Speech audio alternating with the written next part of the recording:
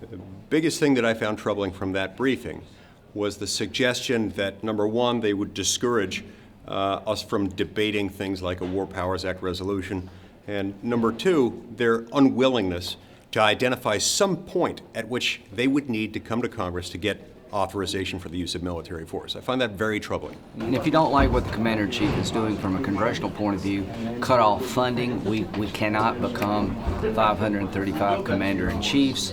I thought the War Powers Act is blatantly unconstitutional. I've said that for decades.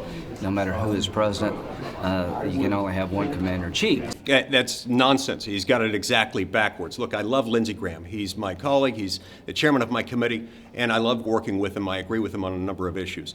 He is mistaken insofar as he has said what you just described. In no way, shape, or form is Congress pushing back on presidential use of the war power and infringement on the president's commander-in-chief power. There's naturally some tension between where the war power ends and the commander-in-chief power begins.